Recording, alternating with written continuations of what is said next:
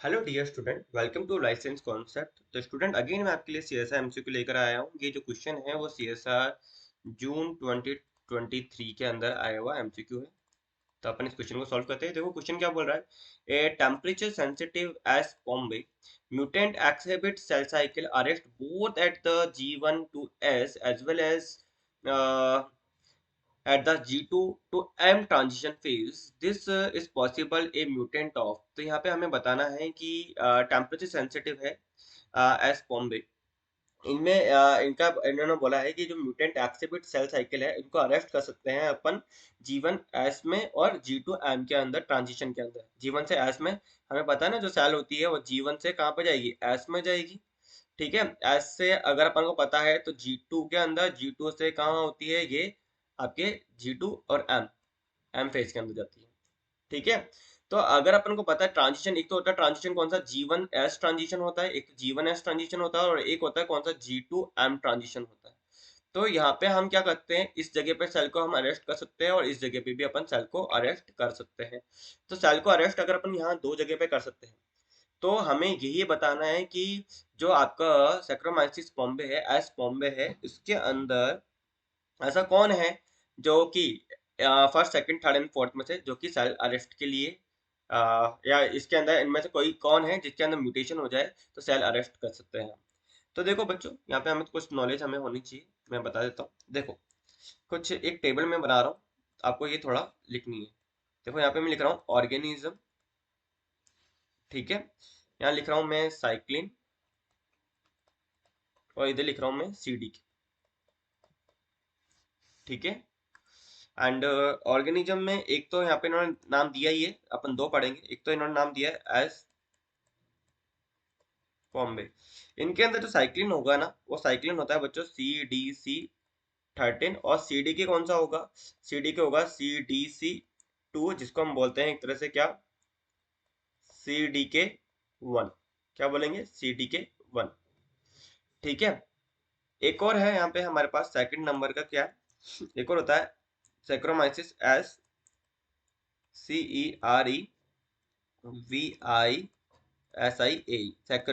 Cerevisiae. इसके अंदर अगर आप देखोगे बच्चों तो यहाँ पे क्या होता है, जो जीवन फेज होती है, यहाँ पे क्या है, जीवन जो फेज है, जीवन फेज के अंदर बच्चों आपको देखने को मिलेगा यहाँ पे कौन, जो साइक्लिन होता है, साइक्लिन कौन है, CLN साइक्लिन 3। एंड यहाँ पे जो CDC है वो CDC कौन है, 28, जिसको हम बोलते हैं क्या, CDK1। जैसे हमारे होते हैं ना CDC 4 6 साइक्लिन D। ठीक है, CDK2A, CDK2E। ठीक है, CDK1B, 1A। ऐसे यहाँ पे भी क्या होते हैं, कुछ CDK साइक्लिन होते हैं। ठीक है, एंड यहाँ पे जो G1S के अंदर होता है, G1S फेज के अंदर अगर आप देखोगे, G1S ट्रांजिशन के अंदर बोल सकते हैं, या G1S फेज के अंदर अगर अपन देखें तो यहाँ पर जो आपका साइक्लिन काम आएगा वो कौन होगा, साइक्लिन CLN3 और CLN2। और CD के कौन सा काम आता है, CDC28, जिसको हम बोलते हैं CDK1। ठीक है, अब यहाँ पे हम नेक्स्ट अगर अपन देखें, एक होती है अपनी कौन सी phase, S phase. S phase के अंदर कौन सा CD के साइक्लिन काम आएगा, तो यहाँ पर आएगा CLB5 एंड यहाँ पर आएगा CLB6। एंड CD के कौन सा आएगा, CD के सेम है CDC28, जिसको हम बोलेंगे CDK1। नेक्स्ट अगर अपन देखिए एम फेज, कौन सा फेज है लास्ट अपने पास बचती है, एम फेज। तो यहाँ पर एम फेज के अंदर कौन आएगा, CLB1, CLB2 एंड आएगा CLB3 and CLB4 and CDC28, जो कि है हमारा CDK1। ये काम आता है। तो हमें थोड़ा बहुत बस इतना सा पता होना था, हमको इतना सा ही पता चाहिए करना था कि ऐसा ऑर्गेनिज्म के अंदर, इनके अंदर ऐसा कौन है जो कि रेगुलेट करके जा रहा है। देखो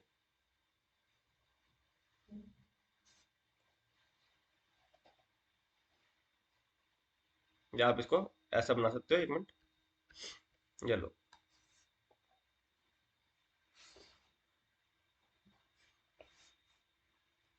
ये लो।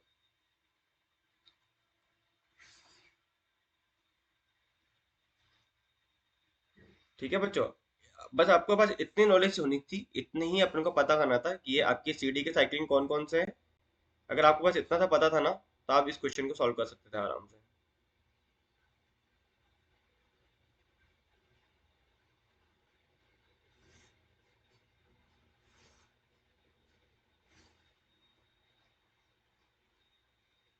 ये लो बच्चों,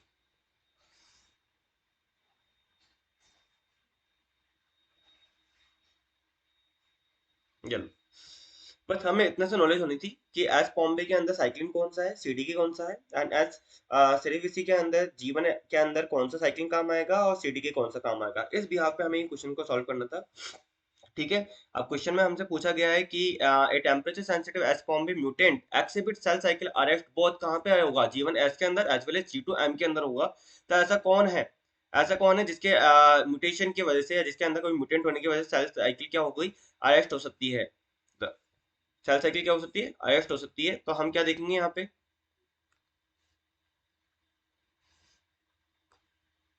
हम कौन सा देखेंगे बच्चों यहाँ पे, हम देखेंगे यहाँ पे क्या सी एल बी वन है। सी एल बी वन तो देखो कहाँ आ रही है, सी एल बी वन तो यहाँ आ रही है। ठीक है, एम फेज के अंदर आ रही है, वो भी सैक्रोमाइसिस सेरेविसी के अंदर। तो ये तो होगा नहीं, साइक्लिन बी होगा नहीं यहाँ पे, है ही नहीं cyclin B.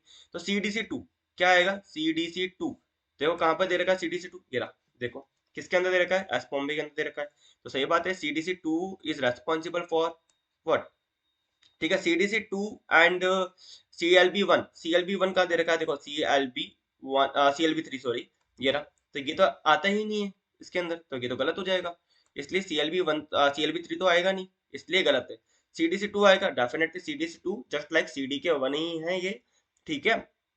And C D C thirteen भी हो जाए तो भी अपन आंसर लगा देते हैं यहाँ पे। तो C D C thirteen and C D C two, they are responsible for क्या, regulation of G one S and G two M transition and S Bombay. So third is the correct answer. Third क्या हो जाएगा, हमारा correct answer हो जाएगा। I hope आपको ये question अच्छे से समझ में आ गया, कोई डाउट ना रहो। इनकेस कोई डाउट रहा है तो कमेंट बॉक्स पे लिख के बताना। एंड ये क्वेश्चन आपके लिए हेल्पफुल है तो लाइक करो, शेयर करो, सब्सक्राइब करो। All the best for exam, bye, take care.